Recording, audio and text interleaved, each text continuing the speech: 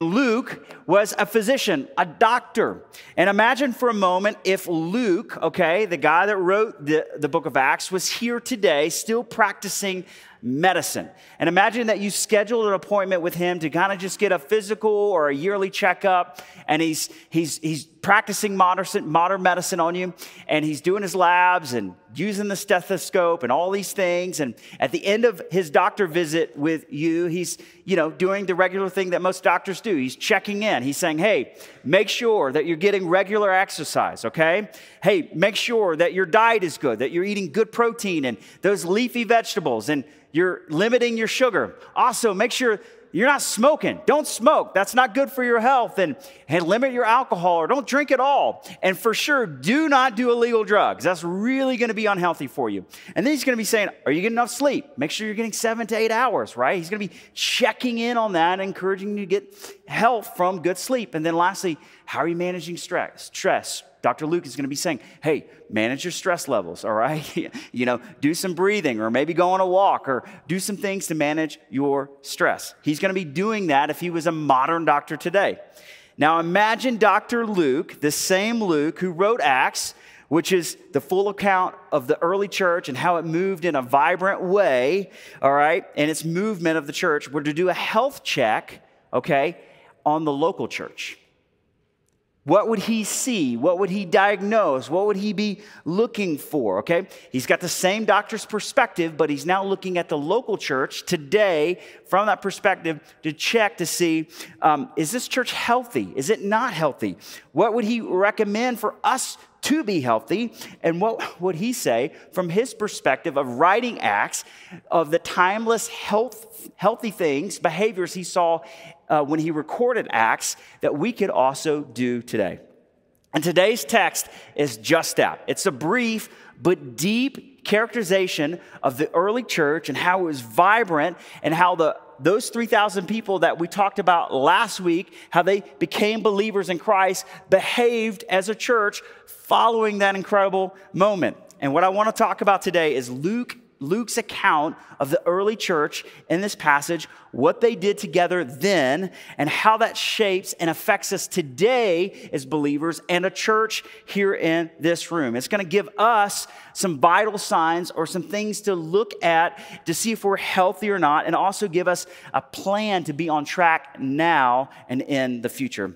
And what I appreciate about these few verses, these 5 verses in Acts, is that it shows that the church just intrinsically and naturally has woven in it behaviors that add lasting value, not only for them then in this text, but also for us now.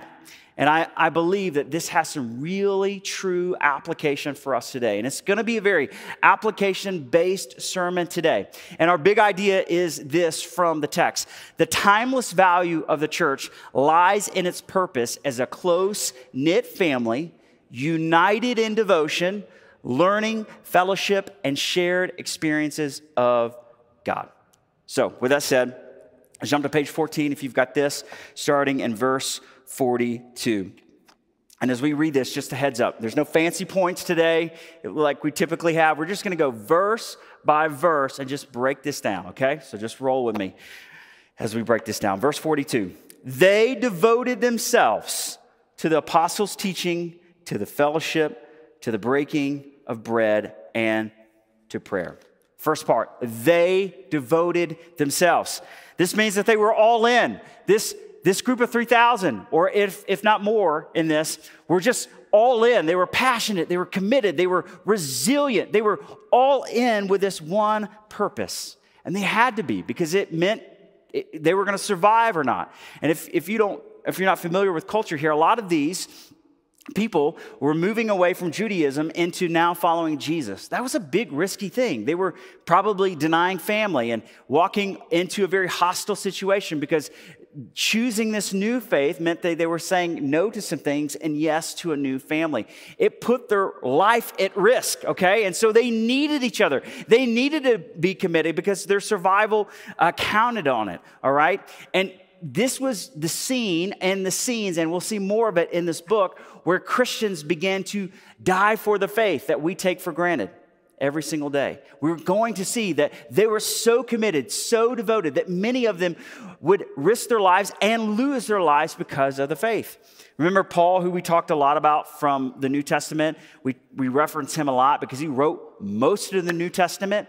Well, before he was writing letters to churches that he planted, and before he was a radical just enthusiast for the church, he was a radical exterminator of Christians. Before he was passionate about spreading the news of Jesus, he was passionate about eradicating Christians who were passionate about the news of Jesus. And he had this miraculous moment where he sees Jesus face to face, and we'll talk about it later in the book of Acts. But a lot of these Christians, their lives were on the line. And so they had to stay together, all right? They needed to be together. But what were they devoted to? What were they devoted to? Well, they were devoted to the apostles' teaching. This is likely a recount of what the disciples like Peter and Matthew saw firsthand from Jesus, all the red letter words in the Bible. And so they're saying, hey, Jesus said this, okay? This is how he taught us to pray. And these are the amazing miracles that we saw. And also what they would do is they knew the Old Testament well. Like they memorized it, all right? And they knew it on their hearts. And so they would say, remember this scripture in Isaiah? This is how it connects to the life, death, resurrection of Jesus. Like it's the fulfillment of all that. So they're dedicated to learning all about these things. They're passionate about learning and what the apostles have to say from their first-hand account of Jesus. And for us today, it's why we love teaching the Bible. This is why we go through a book of the Bible, because this should be our steady diet of how we learn as Christians. Like this is our starting point. Everything else is supplemental. Does that make sense? And so just like them, we listen to the apostles' words that were written down, like Peter and Paul and John, all of them, we listen to their words because of their firsthand. They saw Jesus at firsthand. And if you're here today wondering what our church is all about, two things, Jesus and the Bible. That's what our church is all about. And yes, there's some other things, but everything flows from those things, Jesus and the Bible. Why? Because it was a value for the early church. It's a value for us. They were devoted to the apostles' teaching. They were also devoted to fellowship.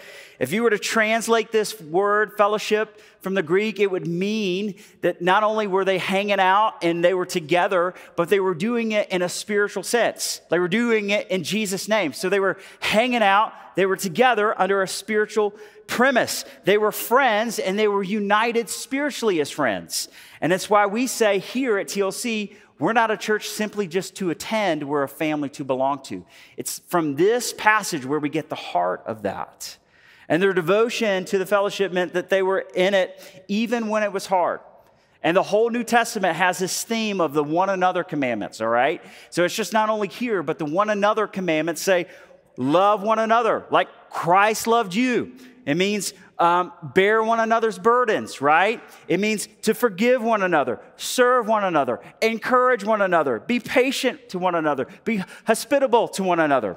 And we encourage and cultivate this one another culture and this family vibe here, not because we want to be a unique church or just a friendly church to be a friendly church. We do it because it's biblical. It's a sign and a vital sign of a healthy church. Dr. Luke would say a healthy church is a family church. It's a family-oriented church. He would agree with our statement. He would say that's a healthy church. And listen, and why this is important now and in the future. We are entering, and right now, we are entering an election season. And if you remember with me in 2020, that was crazy. And I saw firsthand churches divided over issues that we never thought we would be divided over. I saw friendships end over things that I never thought friendships would end over. And I saw churches close their doors over issues that I never thought they would close their doors on. And we're going into an election season, and there's no telling what's going to be thrown our way from the enemy to create a divisive issue that we might split over. And I just want to say, whatever comes our way, let's look at the early church who was committed and arguably had harder challenges, and they remained together and committed. So guess what, guys? It's going to be hard. But my job is to lead the way and help us to be unified and act like a family no matter what comes. Can we agree to do that? Awesome. They're also devoted to the breaking of bread. This is a reference to two things: the Lord's Supper, which is communion, and in the context of a larger meal, they did the Lord's Supper, or they just had a regular meal. So when you see this, it can mean a variety of things. And the implication here is that they just had a meal together. They were like bringing out the crock pot or smoking a brisket, or everybody brought a dinner meal, and they were just breaking bread and being together. They were in each other's homes too. That matters. And it doesn't take a lot of convincing why this matters or why this is important, because when you have a meal with someone, more than just going out to Tokyo Joe's or Five Guys or wherever you go, having a meal in somebody's home makes that connection with that person even greater. Or if you really want to get to know somebody that you don't know that well, have them in your home or go to their home for a meal. You connect with people more. And a family this week invited us into their home, and then we had some other people in our home this week, and we both walked away from both of those experiences, being in someone's home and having others in our home, closer with these people that we didn't know before. Walking away, man, these people are awesome. They're great. Like we walked into a home where the food was amazing. Our food that we served was just okay. And if you want to have people in your home, you don't have to be an excellent cook. Like they'll bear with you, okay? So the joy of all of this is to say, when you have people in your home, there's this incredible experience and reward when you break bread together. It's also important to note the importance of the Lord's Supper, communion here together as well. There are many interpretations on how often a church should do the Lord's Supper. Today, we're going to do it. We have a conviction of doing it every other week. In the triage of doctrinal issues, this is one that's very low on the totem pole. The shared agreement is that you should do it. The differences in interpretation is how often. For us as a church, we do it every other week. Some churches do it once a month. Some churches do it every week. Some churches do it quarterly. The point is here that is you should do it. That churches, healthy churches, should have communion regularly. And the point of that is not to just actually have the bread, have the wine. It's to have a corporate gathering recognition of what Jesus did on this. And we, as a healthy church, we strive to do this regularly, and this is why we do it. They were also devoted to prayer. There's numerous instances of where the church prayed, okay? And they prayed a lot, because why? They didn't have much. They didn't have a lot of resources. They didn't have a big budget, all right? They were poor, and they shared resources together, but they also prayed desperately for God to do some crazy stuff. And and before we had the value of Seek God Desperately, on the Apostles' website, on the first church, the first local church, on their website, if they had one, they would say, seek God desperately, because this is what they did. They needed God. They needed prayer, because that was the resource. That was the place that they were going to go to see God do some crazy stuff. And I really, really want you to be encouraged by this, but also come to our monthly prayer. The next one is September 20th. And we just had our first one back last Wednesday, and it was beautiful. It was awesome. The Spirit of God was here. There was like 10 of us, but it was still amazing. God was there, and I really, really encourage you to be a part of that. It's worth your time. So mark your calendar, September 20th, but we want to be a church that prays. Luke said a healthy church prays, so we're going to be a church that prays. Let's pick up in verse 43 as we keep on going through the text. Everyone was filled with awe, and many wonders and signs were being performed through the apostles. Basically, some amazing things were happening. God was doing some stuff. People were getting healed, okay? God was on the move, and it was undeniable that God was working in and through the local church at that time. And everyone was left in awe. They were celebrating what God was doing. And I think the takeaway here is that we should be a church, just like the church in Acts, that has quick eyes to see what God is doing. Like, we can take for granted that God is moving, but we want to have quick eyes to be filled with wonder and awe of all that God is doing, okay? God is just not like a periodically working kind of God. He's always working. It's just a matter of we paying attention or not. Like, are our eyes open to the miraculous work that God is doing? Like, he's working despite of us. We just need to be eyes wide open to see what he's doing. And it's why, if you've ever been to one of our huddle ups, pre-service at 9:30, we pray together. But the question that I ask every week, and it's super intentional, It's not just a question to ask. It's super intentional. I say, where have you seen God work this week? How has God worked in your life that we can celebrate together? It's because we want to be a church filled with the awe and wonder of what God is doing. God is working outside of this building, these four walls. He's working in your life. We want to see that. We want to be aware of how God is working. And God is working in our church. Did you know in just a little over a year and a half that 22 people have said yes to Jesus? 9 people have been baptized. And look at this. We're averaging over 100 people every single week. And that stat right there is amazing because a church, the length of our age, a year and a half, that's unheard of. Most churches don't hit the 100 mark consistently until year 3. Like, God is on the move, guys. And not only that, you're a generous church. You're starting local groups. You're having people in your house. You're doing amazing things. And also, listen to this. 1/3 of our church is serving. That's crazy. So 1 out of 3 people are serving consistently.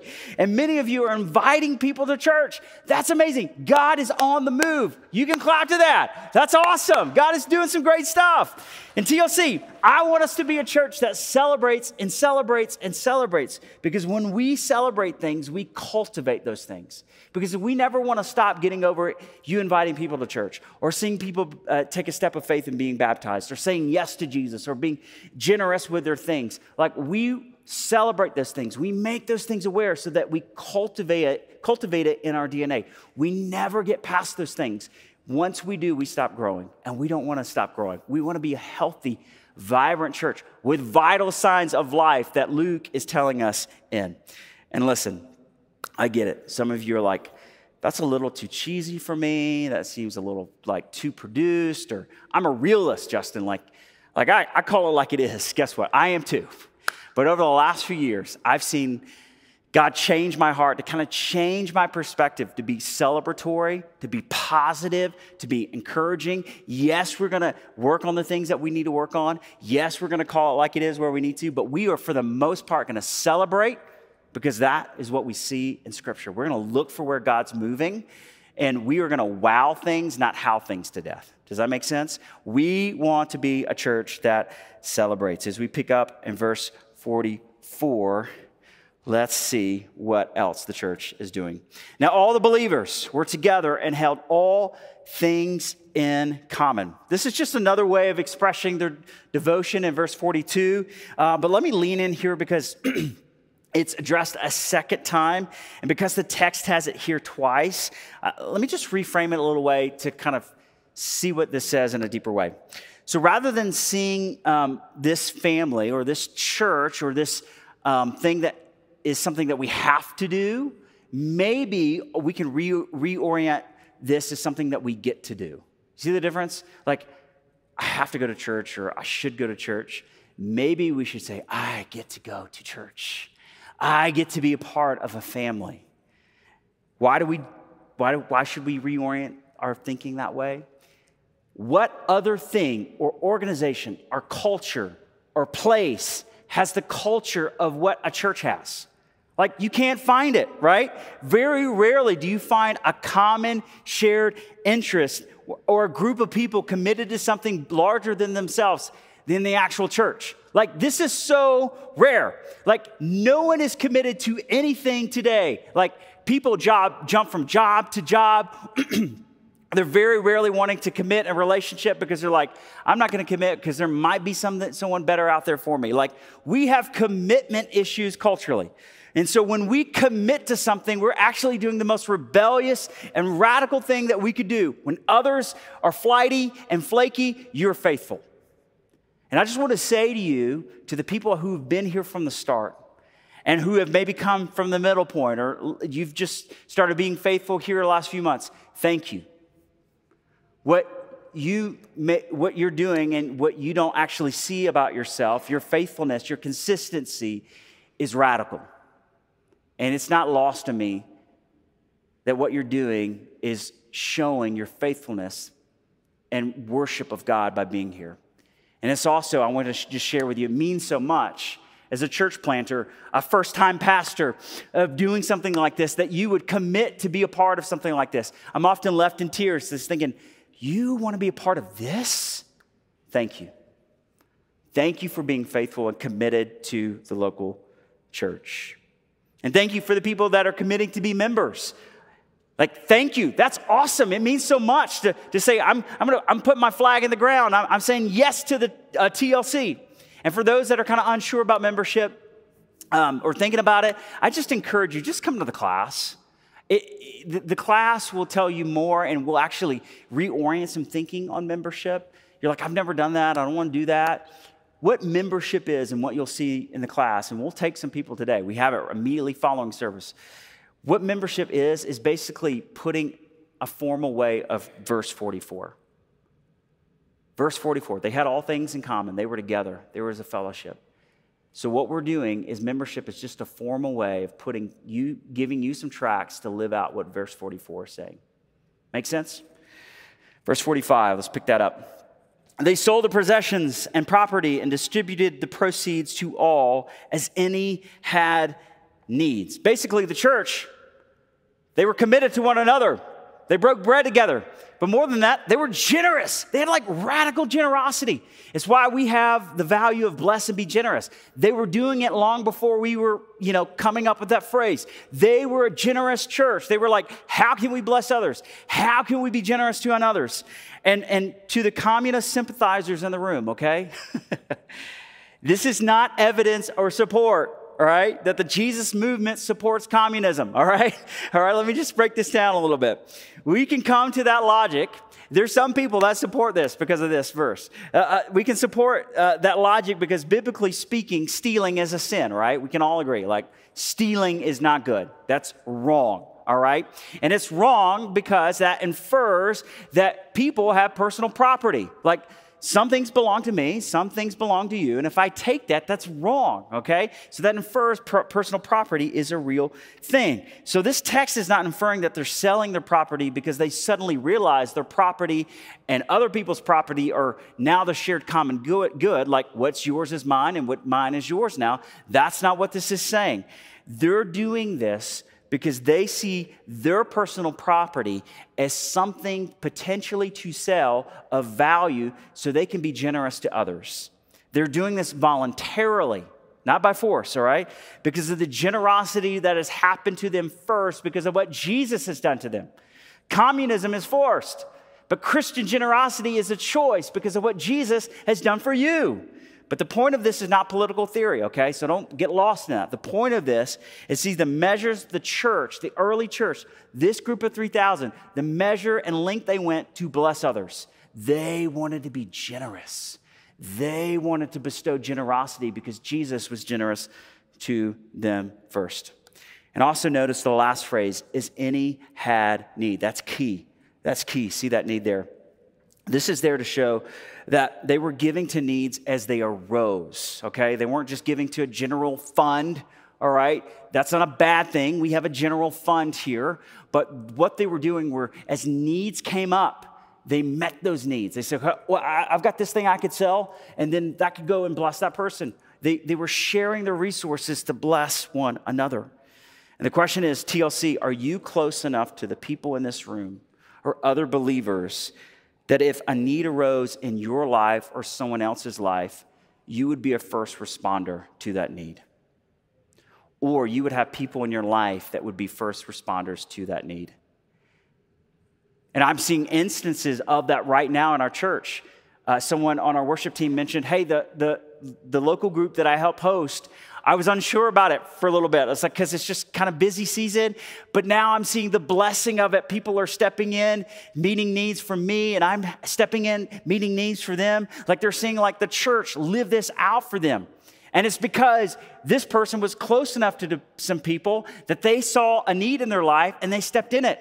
And the people stepping into the need were close enough to people in their life to say, hey, this person has a need. I want to meet it. We can't see as needs arise if we're not close to people. And I hear all the time people feel hurt by the church because they didn't do this or they didn't do that. I get it. I hear that. And there's times where the church drops the ball. Like there's some churches that are just not compassionate, not generous. I get that. But I just wonder, did you make yourself available and present to actually be a person that others were close enough to actually know that you had a need? Have you been the person that actually you were close enough to people to see that needs arose. We have to be close and step in and do life with one another to actually live this out. Proximity matters for us to bless and be generous. TLC, let's be a church and a family that when needs arise, we are a network that solve these problems as they arise. Also, let's be a church that's safe, where people can bring these needs to our attention too, okay?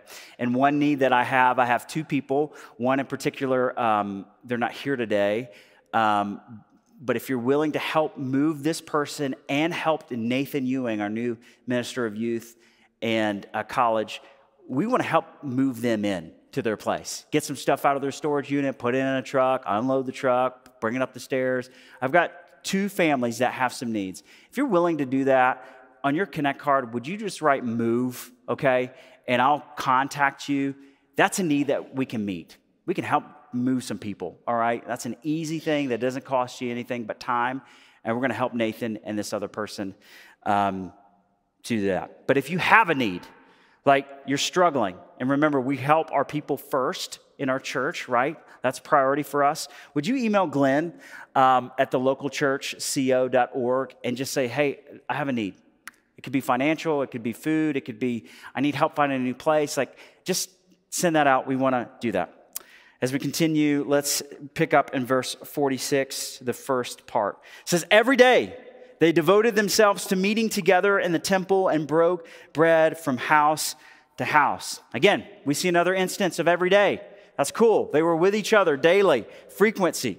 There was some frequency in there. And if there's any tip that I could give to get the most out of any church or even our church, there's one thing that I could say to give you the most out of this experience is this, is show up. Show up. To get the most out of TLC or any church or anything in life is show up. Listen, this is 99% of life. You just show up, right? You know, some teachers that teach college, I mean, every single year during the syllabus, they would say, if you just show up to class, I'll pass you, okay? Just show up, all right? And you can show up in two ways, all right? In the large gathering, like in here, this matters. Coming to this, showing up weekly. You know, I understand there's beautiful things out to the west of us. There's moments where you got to go do that. I understand. But if you're in town, you're able-bodied, you're alive and awake, be here or be somewhere. Like showing up in the large gathering matters. And the other is showing up in people's homes, breaking bread together. Now, one of these we're doing really well in. Like I feel like we're crushing it on Sunday mornings. Like we're here every week. We're setting up, tearing down. Worship team's awesome. We're prepared. We're giving you tracks to run on to be here on Sundays in the large gathering. One area that we're working on to improve is groups and local groups. And so we need people to say, hey, I will host. I will lead a group. And if that's you, let us know. We need more of these kind of in-home groups. But something that I think that we're going to do in the coming weeks is probably Sunday school. Who did Sunday school growing up? Okay, we've got a few classrooms here that we could utilize. And maybe what if we just showed up at 8:45, brought some breakfast, and hung out, read some Bible verses together, and prayed an hour before service, and then you come to church? Who would want to be a part of something like that? All right, Sunday school. All right, so if you're interested in Sunday school, again, on your Connect card, just write SS or Sunday school, turn that in, and we are thinking about doing that. Sunday school is a potential option for us to kind of create that, okay? And these two things are important, these two dynamics. Even social sciences say these two dynamics are important. The large group, what this is important for is the greater good to come together, for us to sing, to be encouraged, to see somebody we haven't seen all week, all right? It's good to be in a room and setting like this because there's energy. It's palpable, right? I've been in rooms that there is no energy, but when there is a room with energy and kingdom momentum, like, I can't wait to be there, all right? And so that's why we have this big group. It shows the diversity of God's church and like who's with us and just to show God is growing things. That's the advantage of the large group. In the small group, there's an advantage to that as well. You need both. Don't neglect both, okay? You need both. The small group is good for building kind of more intimate relationships, having some intimacy and some confidentiality in those things. It gives you the opportunity to know others and be known. Like our bodies and our psyches need this, but we need both gatherings, all right? Introverts that love the small group, let me push you to embrace the large group. Extroverts that love the large group, but like, I just don't do the small group. Let me encourage you to do both. God has designed the large and the small intentionally. And this dynamic is called the gathered and scattered church. We gather on Sundays or gather whenever we've been called to do, and then we scatter into our communities, living on mission and in these local groups. And it's not uncommon for me to see people idolize these verses or use them as tools to bash the church for not being friendly. Like, look, this is what the Bible says, and this church isn't friendly or not welcoming, and they're not doing that. Or I've seen people use this verse to elevate and create just kind of unreasonable expectations on the church. And the first one is when people see this and say, okay, I visited this church last week and they weren't friendly, all right? The churches should be doing this. They should be, welcoming and letting me be a part of their community. And listen, if you're a person who's constantly describing churches as unfriendly, like the last 5, 10, 15 churches you've been to were unfriendly, the hardest thing I will say today is you're probably the problem. The common denominator is probably you. And why I'm sharing that is this. Like, I know that there are some churches that have dropped the ball in the past, that they're not friendly. This is like just, these people are mean. They didn't even say hi to me. Like, I've been to those churches, okay? But if you're constantly saying that churches aren't friendly, the problem might be you. And what I would say to that person is this: were you friendly? Did you have people over to your house? Did you invite someone over to lunch afterwards? Did you get there early to greet people? Did you stay behind to greet people? Or were you a bump on the log during the welcome and greeting time and just sat to yourself and didn't engage others? The most hospitable guy I know, who's one of my mentors who helped plant a lot of churches in Omaha, Nebraska, said this: if you expect it to be there, you have to bring it. If you expect it to be there, if you expect it to be friendly, you got to bring friendliness. If you expect it to be kind and loving, you got to bring love and kindness. Does that make sense? And so, before you characterize a church to be unfriendly or not welcoming, are you doing those things? And let me just encourage you, maybe get there early or stay afterwards and get to know some people or put yourself out there, invite somebody to lunch. And if they say no, try again. Like, it's okay. Like, some people already have predetermined plans and they can't be there. Just go and invite somebody to lunch again. But rather than think about what's not there, can you actually bring it? And that's my encouragement. But also, what I love about our church is the reason why I think a lot of people are sticking here is because we've tried to create a culture of bringing it, of creating a culture of friendliness and compassion and creating a family vibe. And like, that has been working for us because some of you have been in instances where like, this church is not friendly and I don't want anybody else to ever feel that way, so we're going to bring it. And so that's our commitment to here. And if you feel like left out at our church, I am so sorry. It's not our intent to be that, and we know that sometimes people like fall through the cracks. But if you can, if that's you, if you fell through the cracks and we missed it on that, will you help us and maybe reorient your thinking and just bring it with us? And the people that have been burned by an unfriendly church make the best people to make a friendly church because you know how it feels. And you don't want anyone else ever feeling that way. So help us do that.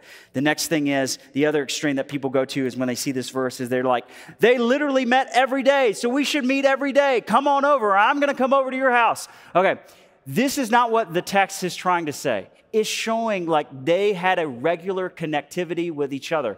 In this context for the early church, their proximity was very close. They lived in these dense communities. They didn't have to go very far. They didn't have cars, so they walked. They lived in each other's neighborhood, and so it was realistic for them to do that. They also didn't have the pace of life that we have, and so they met every day because, one, they had to for their own survival, but two, the proximity led to. And some people see that and overdo that and say, this Jesus prescribed for us now too, this daily thing. And they say the church isn't being the church if we're not in each other's homes every single day. Listen, if that's you, can I just ask you to just dial that expectation down just a little bit?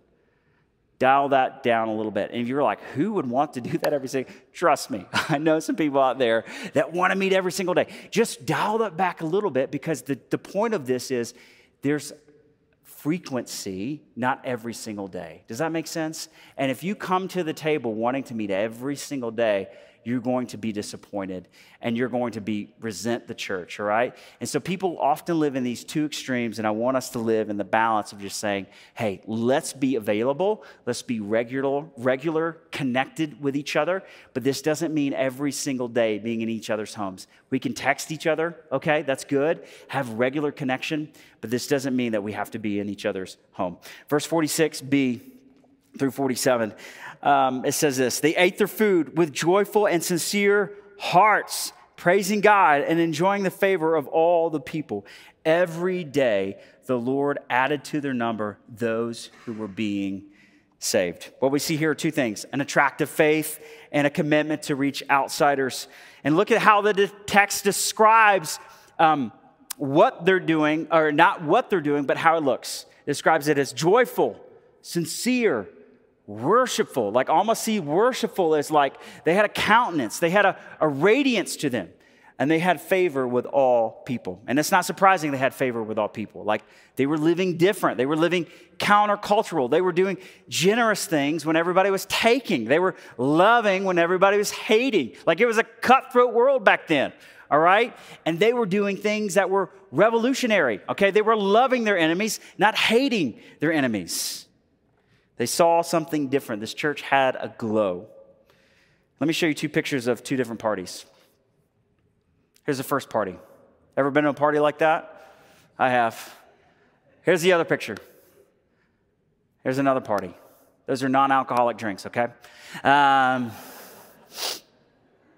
Which party do you want to go to? Second one, right? Why? These people look happy. They looked engaged. The food looks good. The spread looks great. This is what the early church looked like. They were happy to be together. They didn't have distractions. They were engaged. They looked forward to the dinner party. They looked forward to breaking bread. They looked a lot like the people I see here, looking eagerly, awaiting church. And TLC, let me challenge us to have some radiant faces. You know it's a good day when you go home from church and your face hurts from smiling.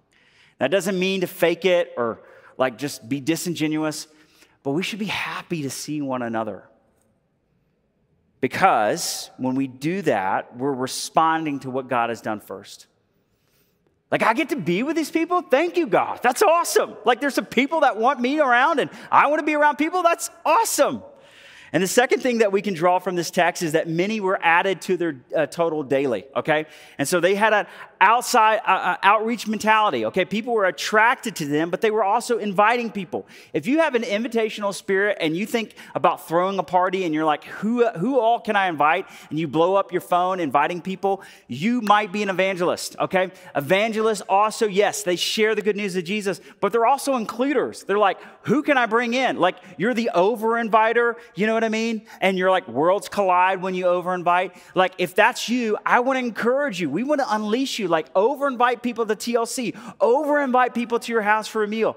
We need people to invite people into the family of God because people are craving this. And you'll be surprised how many people will say yes. And we're seeing people right now today in this room because someone invited you. Whose life can you change forever and touch eternally because you invited them to be a part of this? Do me a favor, help someone become part of the family of God here. It's not a bad thing to grow. We want to grow because that means that we get to expand our kingdom reach. Lastly, let's land the plane. The big idea that we talked about today, the value, the timeless value of the church lies in its purpose as a what? Close-knit family, united in devotion, learning, fellowship, and shared experiences of God. If Dr. Luke were here, had a stethoscope on and his white coat, right? If he were here to check TLC's vitals, put the stethoscope to the heart of TLC, what would he see? What would he hear? What would he recognize? What would he diagnose? How would Dr. Luke diagnose your willingness and contribution to making TLC a close-knit family? Would he say, hey, Mr. or Mrs., you're not adding to the value of the close-knit family. Maybe you should do this, this, and this to improve that. Would he say that you're bringing what you're expecting out of TLC? Let me say that again. Would Dr. Luke say that you're bringing what you're expecting out of this church? Would he characterize that you are coming each and every week to learn and grow in your faith from the Bible?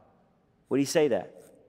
And how would your vital signs be when it came to cultivating celebratory culture and participating in the culture of prayer here at TLC? Like, I want you to wrestle with those things this week. I really pray about what God is asking you to do in light of those things. If Dr. Luke were here, okay? And we're doing our part to make some tracks, and we're going to unveil some more things. We have a staff meeting this afternoon where we're going to think about some things of how to give you more tracks and do some more, immediately following the service meals, okay? More potlucks and really run it, the Sunday school thing. And we want you to be a family. So we've got our part. But when we unveil those things, will you do your part and engage in those tracks that we lay out? Would you open your homes?